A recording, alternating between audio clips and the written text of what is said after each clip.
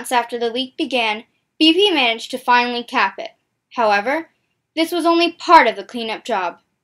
There were millions of gallons of oil floating in the Gulf of Mexico, and it was seriously harming the local wildlife, such as turtles and birds. The oil was washing up on the shores as well, and people were still very angry.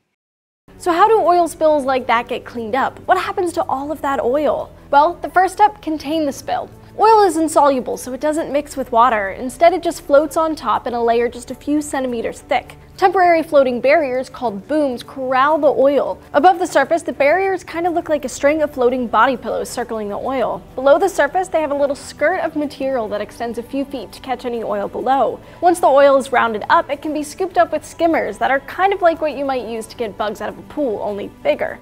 With skimming, this attachment here is placed on the side of a boat, and it skims the oil off the surface of the water. To get rid of the oil, they were able to do some controlled burning. However, as this process releases carbon and soot into the atmosphere, and as such is harmful to the environment, they cannot burn it all. So they also use a chemical dispersant. Here you can see the plane dropping it over the oil-covered water.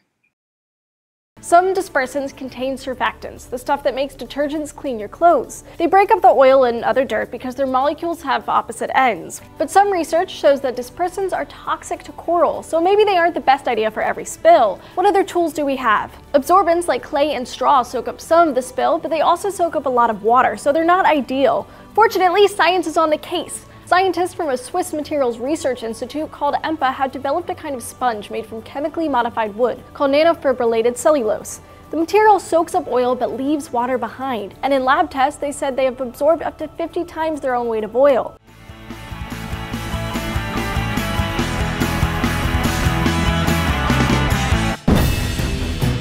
An interesting angle to this catastrophe, Rodney, I think is the amount of science and technology that's going into proposed cleanup solutions. And you have one of those solutions. That's correct. What is the SwiftShip? The technology is basically an all-water separator, tested and proven by the Coast Guard. This is the retriever. All in water goes in here, and there's another one on the other side.